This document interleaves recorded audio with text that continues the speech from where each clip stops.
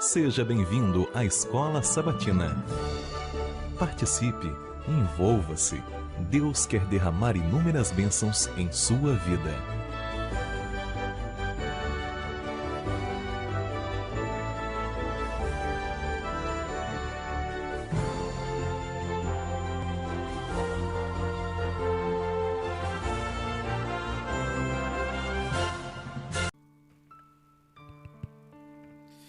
Bom dia, povo de Deus, bom dia, bom dia. Seja muito bem-vindo ao canal da Igreja de Ponta Negra.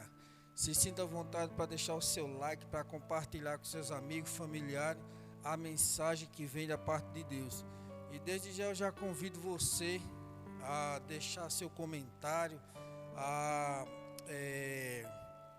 fazer sua pergunta, fazer algum pedido de oração, e no finalzinho a gente ora para que Deus faça segundo sua vontade. Eu já convido você para a gente orar para que Deus esteja conosco nesse momento, nos dando orientação de sua palavra. Então, ore comigo nesse momento, em nome de Jesus. Santo Deus, eterno e maravilhoso Pai, mais uma vez, Senhor, te agradecemos pelo dia, pela vida e a saúde que nos concede. Por favor, tenha misericórdia com cada um de nós. Somos falhos e pecadores, não somos merecedores de nada, mas estamos aqui, Senhor, de manhã cedo, buscando a Tua face, para que se cumpra as Tuas promessas na nossa vida. Nos dá um bom dia, nos orienta na Tua palavra. É isso que te pedimos e desejamos, em nome de Jesus. Amém. E eu quero agradecer, em nome de Jesus, tudo que Deus tem feito em minha vida, né? Pelo dia, por tudo, pela família, pelo trabalho, que Deus esteja sempre no controle, né? Então, que a gente possamos orar um pelos outros. Peço oração por amanhã vai ter a reunião de comissão de nomeação, na verdade, dos cargos de 2023. Que Deus esteja no controle, né, da mente dos irmãos que vão ser orientados por Deus para dar os cargos, né, às pessoas. Então, que assim vocês possam orar por isso. E também peço oração pelo nosso pastor, pela sua família, né? E também por essa obra que ultimamente é muito cansativo, né? Tá chegando o final de ano, a gente trabalha um pouco mais, mas que tudo seja para a honra e a glória de Deus, o esforço que a gente faz para buscar a presença de Deus, né? Então esse é meu pedido, meu desejo, em nome de Jesus, amém. Bom dia, povo de Deus. Ainda estou com a voz ainda um pouco rouca, voz de locutor, né, como disse Alex. Mas ontem eu suei bastante, né, que tomando os remédios, chá de alho e tudo mais. Mas graças a Deus eu estou mais animado, né? Graças a Deus eu vou ficar boa. Agradeço a Deus pelo dia. Peço oração por uma pessoa que foi lá na minha barraca. Ela trabalha naquela Stone. O nome dela é Anne. E ela estava precisando de muita oração.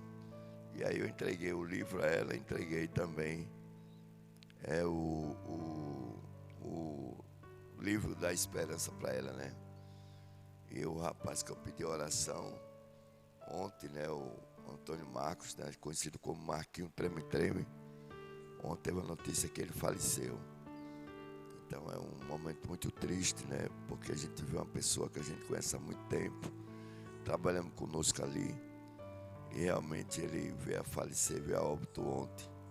Que nós possamos orar pela sua família, pelos seus entes queridos, né, para que supere essa dor, que é a perca, né, mas graças a Deus o restante está tudo bem, e que tudo seja para a honra e glória de Deus. Amém. Amém, né? A gente viu que durante a semana a gente começou com o título Passagens Bíblicas Controvérsias, né? A gente já leu alguns e é bom a gente estar sempre recapitulando essas coisas, porque a nossa mente é curta, né? É fraca, a gente só lembra muitas vezes do que convém, né? Mas o que nós devemos lembrar, até mesmo para nos livrar do mal, muitas vezes a gente não lembra. E o verso para memorizar dessa semana está lá em João 5,39.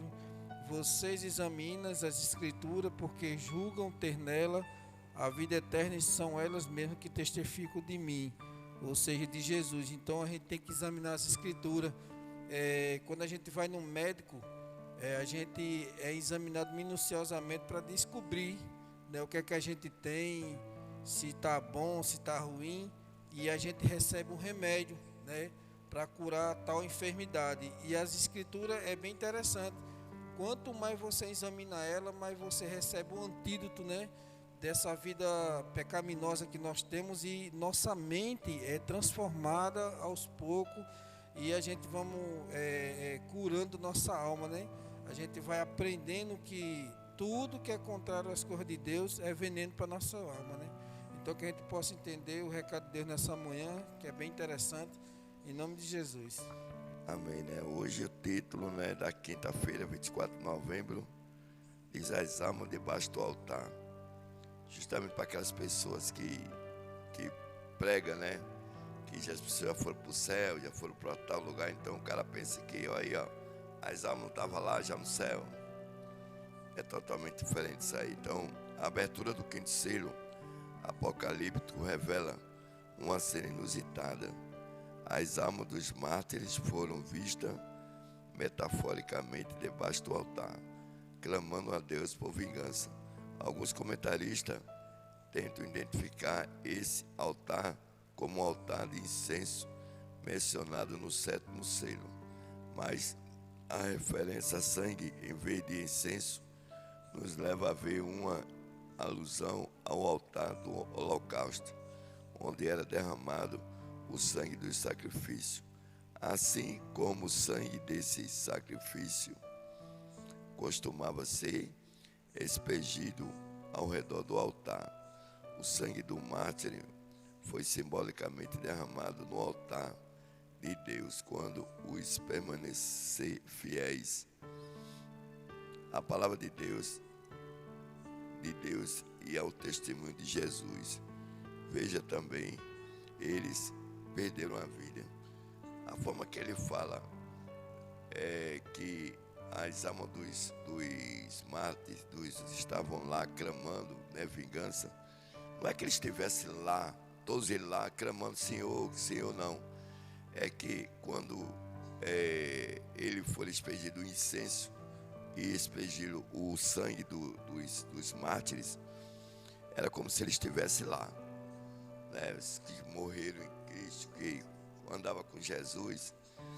E aí ele diz, eles clamam. É a mesma coisa, por exemplo, de uma pessoa estar ali trabalhando e para fazer vamos supor, um submarino ali dentro da água, e algumas pessoas morressem. E aí, lá na frente, quando estivesse construindo, terminando de mostrar às pessoas, dizer, ó, a alma dos povos que morreram, né, lá no submarino, está clamando, né, para a obra concluir, terminar e tal. Então, ele está falando que a água as almas estavam clamando, os que morreram, mas eles estavam lá? Não. Isso é simbolicamente falando. Então, por isso que essa passagem da Bíblia que fala em controvérsia são coisas que a gente tem que entender bem direitinho. Não é que os mártires estavam lá no céu vivo, não. É porque o sangue dele representava que ele estivesse lá clamando. A mesma coisa quando João Batista disse que a voz dele clamava onde? No deserto. Entendeu? Então, tudo isso é para a gente entender, né, o significado de cada contexto, que a Bíblia explica bem direitinho. Amém, né? E diz também aqui que as almas sob o altar são simbólicas, né? Ao considerá-las de forma literal, seria necessário concluir que os mártires não estão felizes no céu, pois os chamam por vingança, né? Clamam por vingança.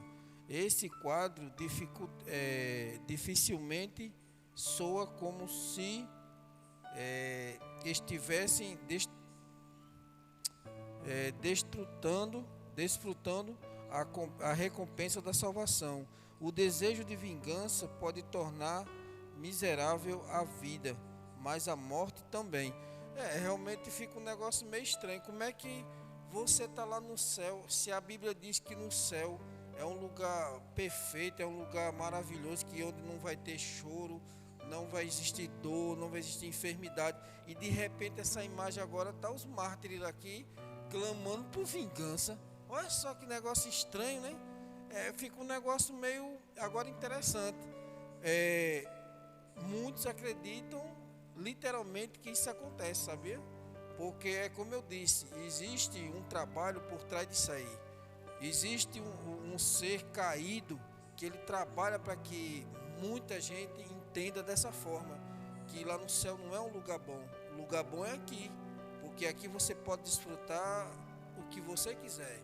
Pode, como eu estava falando agora há pouco com o irmão João aqui, que muitos, infelizmente, querem buscar as glórias e riquezas desse mundo, enquanto a palavra de Deus diz que a glória é para Deus e as riquezas tem que ser espiritual, que estão esperando a gente lá na cidade santa, lá no céu, não aqui.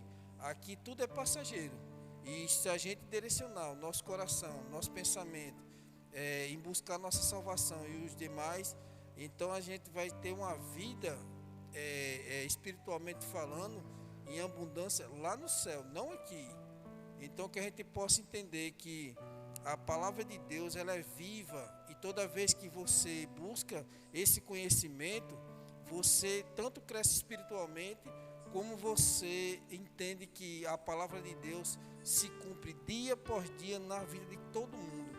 Então assim, cabe você acreditar ou não. Agora não é só acreditar, é vivê-la, porque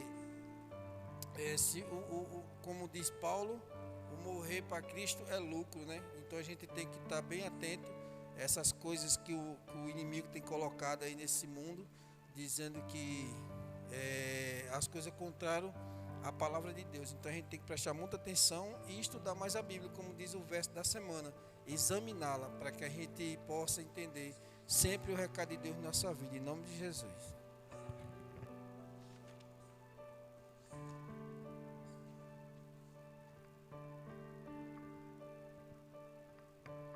É verdade, né? Quando a gente... É muito bom estudar a Bíblia, é muito bom estudar os livros, ler os livros de Ellen Goodwhite para nos orientar melhor. Mas a gente sempre tem que estar muito consciente, porque muitas vezes as pessoas querem ser levadas pela emoção, pela razão, porque minha mãe fala assim, meu pai fala assado, que é o meu pastor, que é o meu fulano. Não, se tem que ser guiado pela Bíblia, a palavra de Deus, né? Aqui diz. Além disso, é importante lembrar que João não recebeu uma visão do céu como ele era realmente. Lá não há cavalos nas cores brancas, vermelha, preta e amarela, com cavaleiro de aspecto guerreiro. Jesus não aparece na forma de um cordeiro como tem sido morto. Os 4 seres viventes não representam criaturas aladas reais com a característica animais citada, de modo não há alma debaixo de um altar do céu.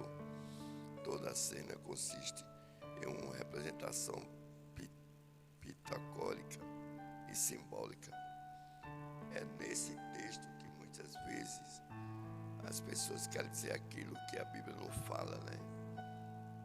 Muitas vezes a pessoa, mas está escrito, mas nós temos que ler o texto junto com o contexto, porque senão a gente vai dizer aquilo que a Bíblia não está falando.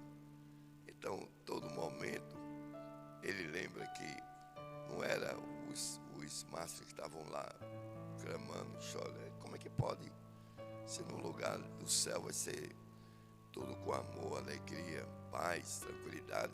Como é que os cabas estavam lá tudo chorando, reclamando, pedindo vingança, né? Então isso é uma forma literal de falar, né? Simbólica de falar. Então que a gente possa ter essa consciência, né? De saber discernir o que é simbólico e o que é literal, entendeu? A gente tem que saber, porque senão a gente vai fazer uma grande confusão, como a gente viu no texto de Lázaro e o rico, né? Como é que pode Deus estar tão pertinho? os infernos estão aqui, o céu está aqui de lado, os dois, lado a lado. Como é que pode um negócio desse? Né? Então a gente tem que entender que na Bíblia, ou as visões que os profetas tinham, por exemplo, quando João profetiza e fala que via aqueles laborados de fogo, aquele isso e aquilo. Me diga só, se João agora botasse um celular na mão dele, ele sabia o que era? Naquela época tinha carro? Não tinha. Então, como era que ele ia descrever uma visão, né? Ele botava a visão de acordo com o conhecimento dele. Mas se tu nunca viu um carro, bicho, como é que tu vai distinguir um carro, explicar um carro para as pessoas se tu nunca tinha visto, né? É a mesma coisa de o cara pegar uma visão agora e dizer: rapaz, tu viste aqueles disco voador que foi lançado agora, né? Um BMW disco voador e tal, e tu nunca viu esse disco voador, como é que tu vai dizer uma coisa dessa? Então, nós temos que entender que a Bíblia ela é baseada justamente nesses fatos, que umas coisas são simbólicas. Por exemplo, o livro de Apocalipse.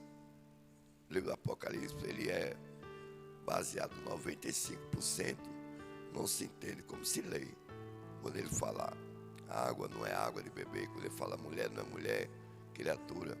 Quando ele fala rabo, quando ele fala entre outras estrelas, é uma forma simbólica de representação de alguma coisa. Então, a própria Bíblia, ela diz isso. As águas que tu visse, não era água, era multidão, povo, nação, né? Com a cauda arrastou a terça parte das estrelas do céu. A cauda que a gente olha não é o rabo do animal, não. A cauda é falso profeta. As estrelas são o quê? São os mensageiros, são os anjos. Então você tem que aprender a estudar na Bíblia para poder discernir e poder aplicar aquilo que ela está pedindo, e não aquilo que você acha que é. Por isso que nós temos examina as escrituras, né? Deus disse: meu povo erra pela falta de conhecimento.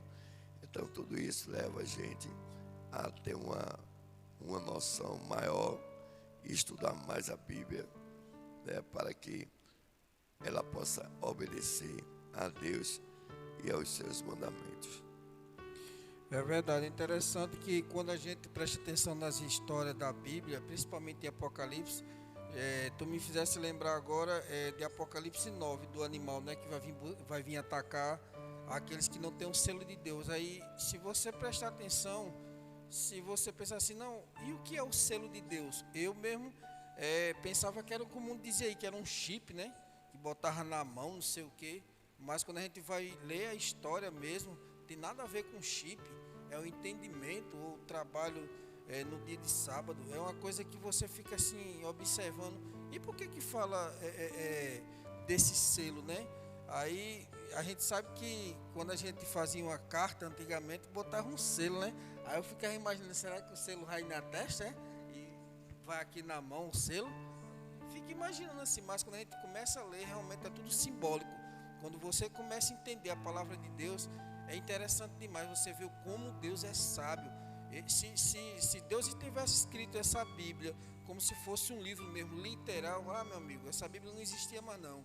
É por isso que aí diz que a palavra de Deus é como se fosse um tesouro escondido. Você tem que garimpar mesmo, que você tem que ir atrás para ter o conhecimento. E diz aqui, para concluir, tudo que foi dito aqui, diz aqui, ó, esse tal de George escreveu no exemplo presente. O altar é claramente o altar do sacrifício, onde o sangue sacrificial era derramado.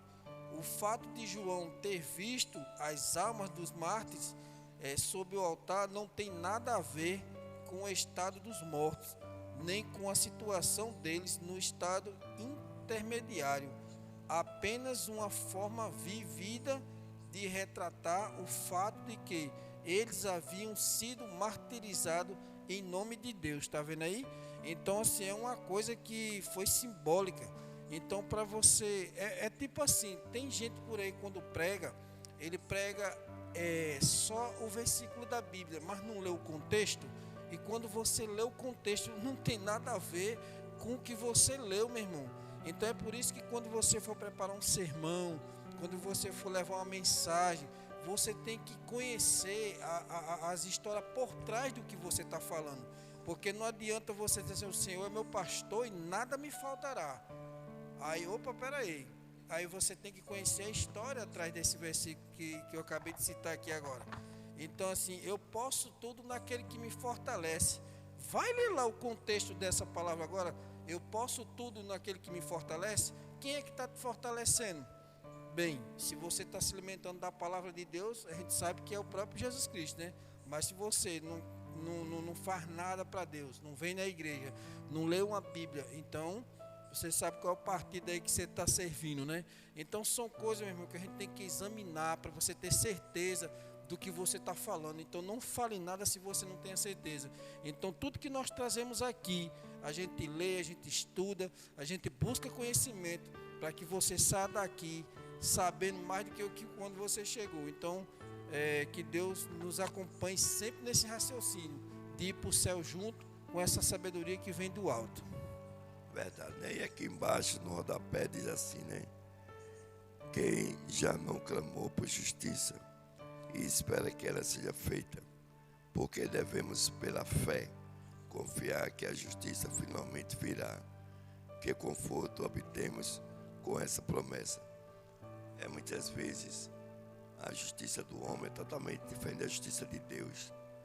Quando o cara mata muita gente, por exemplo, estuprador e tal, aí o homem vai lá e faz o que com ele? Aí mata ele também. Aí o cara diz do outro lado, olha, tá vendo? Que justiça, né? Ainda bem, a justiça falha, mas não tarda, mas não falha, né? Não diz assim, né? Entendeu? Então, se Deus fosse agir da mesma forma com a gente estava perdido, né? Porque quanto nós falamos com Deus o tempo todo, né? Então, a promessa que Deus dá aqui para os salvos é que um dia você vai receber tudo aquilo que Ele prometeu, tudo que Ele disse que ia fazer. Lhe darei um novo lar, umas mansões celestiais de ouro, rua de ouro, pedras preciosas, né? O rio da vida, a árvore da vida, um lugar onde não vai faltar energia, porque o Senhor Jesus vai ser a própria lâmpada, a própria luz. E interessante que a terra, comparada com o universo, é como se fosse um pauzinho, né? Um grãozinho ali no meio do universo. E nós iremos ter o privilégio. Olha agora, acorde seu vizinho aí, acorde ele. E nós vamos ter o privilégio de ter Deus. A Bíblia diz que Deus estará conosco nessa terra pequenininha, caída, mas Deus vai estar aqui conosco, amém? Só que numa nova terra, né, preparada. Essa terra vai ser toda reformulada, casa, prédio, nada disso vai existir mais. Deus vai criar um grande jardim do Éden, né, bem grande, e com as mansões. Vai ser uma coisa, isso que nunca olho viu, nem ouvido escutou, o que Deus está preparando para a gente. E Ele pede só o que é da gente? A obediência, trabalhar na sua obra, amar o próximo, fazer aquilo que Deus nos pede, trabalhar anunciando a volta de Jesus, para que Jesus volte o mais rápido possível, para que possa dar a tão sonhada paz, a paz de estar com Deus no paraíso, com Deus no jardim do Éden. Vai ser maravilhoso. Então, que a gente almeje, né? Essas são as promessas. Assim como Deus prometeu aos antigos, Abraão, Isaac, Jacó, prometeu a terra prometida, a Canaã, Nova Canaã. Deus prometeu a Nova Jerusalém, que vai ser totalmente restaurada e vai descer do céu ataviada como uma esposa. Que a gente possa trabalhar mais, possa entender mais e entender que um dia, esse dia vai chegar. É verdade, né? Então, Deus tem mais um recado para nós aqui nessa manhã, através de sua palavra aqui em 2 Coríntios, capítulo 5, versículo 10, que diz assim, ó, porque é necessário que todos nós comparecemos diante do tribunal de Cristo, para que cada um receba segundo o bem ou o mal que tiver feito por meio do corpo. Você veja que nós não somos merecedores de nada. Nós já fomos, nascido no pecado. Mas mesmo assim, Deus, por misericórdia de cada um de nós, deu seu Filho para morrer por cada um. O fato de eu estar aqui falando para você não quer dizer que eu estou salvo. Eu estou aqui como você que está aí do outro lado, buscando a salvação. Então, assim, Deus, Ele estendeu a mão, estende a mão para todos. Agora a pergunta fica no ar: quem é que quer pegar na mão de Deus? Quando você faz essa pergunta, todo mundo diz: eu quero pegar na mão de Deus. Mas sabe como é que você pega na mão de Deus? Quando você acorda cedo, agradece. Quando você vê alguém precisando, ajuda. Quando você vê alguém com sede, oferece água. Quando você vê alguém enfermo, leva um medicamento ou uma palavra para acalmar o coração da pessoa atribulada. Isso é segurar na mão de Deus. Não é você estar sentado sem querer fazer nada e agradecendo a Deus porque está se sentindo bem. Não. Se você não se incomoda, meu irmão, com a vida do seu vizinho, com a vida do seu familiar que está enfermo ou de alguma forma afastado dos caminhos de Deus, então você realmente não recebeu Jesus ainda na sua vida. Você tem que se incomodar. Ore pelo seu vizinho, ore pelos seus inimigos, porque isso é segurar na mão de Deus. Quando você se importa, quando você se incomoda com as pessoas que estão ao seu redor, que não conhecem esse Deus que nós conhecemos, então sim, você realmente está no caminho certo, buscando a presença de Deus. Todo dia eu faço essa pergunta para Deus: Senhor, o que é que eu posso fazer mais? Todo dia eu fico procurando ideias para que a gente leve esse evangelho à frente, para eu melhorar como esposo, melhorar como cristão, melhorar como pessoa, porque eu não sou merecedor de nada. Eu sou muito falho, sou muito pecador e busco em Cristo a perfeição que ele diz que quanto mais a gente busca Jesus, mais a gente somos parecidos com Ele, porque nós não somos merecedores de nada. Então que a gente possa entender que tudo que nós fizemos aqui não vai significar nada, a não ser que você consiga pessoas, almas para o reino do céu. Aí sim vai valer alguma coisa, porque tudo que eu fizer é em vão se eu não tiver amor no coração para com o próximo. Então que Deus nos acompanhe essa manhã, que a oração que Gênesis vai fazer toque no coração de cada um para fazer segundo a vontade de Deus, não a nossa, em nome de Jesus. Amém, né? Eu tinha tudo para estar em casa, né? Porque eu estou muito gripado ainda, tossindo bastante, a garganta inflamada, rouco. Mas nada separa do amor de Deus, nada impede que eu venha fazer a obra dele. Que Deus possa abençoar a todos. A irmã Ciele diz: bom dia, irmãos. A Dagmar Fonseca diz: bom dia, povo abençoado de Deus. Nos dê cada dia a sua paz. Amém, irmã, que Deus seja louvado. Gênesis Pele: bom dia, povo de Deus, abençoado por todos. Amém. Marisa Reis diz: bom dia, irmão. Deus esteja no controle de nossas vidas também. Damião também dá um bom dia. Alex: bom dia, varões. Obrigado, Senhor Jesus, por essa perseverança do irmão Gênesis. Obrigado, irmão. A voz mal saindo, mas está pregando a sua palavra. Glória a Deus, né? Eu fico muito feliz, né, com essa mensagem. E aqui eu peço no final oração por todos que já receberam os livros desse trabalho de evangelismo móvel que eu estou fazendo. E eu ainda vou mais além. Está se preparando para ir para Recife. Porque aqui não tem metrô. Aqui não tem metrô não, né? E a promessa que eu fiz a Deus é que eu ia pregar no ônibus, trem e metrô. Então, quando chegar a parte do metrô, eu vou ter que ir para Recife. Que vocês orem com essa obra maravilhosa que eu tenho no meu coração. Esse ano que vai entrar agora, eu vou dedicar praticamente mais a esse ministério, né? De entregar livros. A meta no próximo ano é eu entregar mais ou menos na faixa de 2.000 a 3.500 livros, né? Eu acredito que eu irei conseguir, com Deus me fortalecendo, me orientando, né? E os resultados disso nós vamos ver lá no céu. Pessoas que receberam o livro e teve sua vida transformada ao ler a palavra de Deus. Nós já temos um testemunho já. E eu vou gravar com ele lá para depois mostrar aqui na igreja, para você ver que coisa linda. Um trabalho simples, um livro que você dá para a pessoa pode transformar a vida dela. Então eu tenho que acreditar dessa forma. Você não precisa ser um bom pregador, ter conhecimento, né, impecável da Bíblia, não. Eu só quero saber que você anuncie: Jesus vai voltar. Ame seu próximo, faça a obra de Deus, e com certeza você vai estar lá no meio do povo salvo. Oremos. Senhor nosso Deus, grande Deus Pai, queremos te agradecer,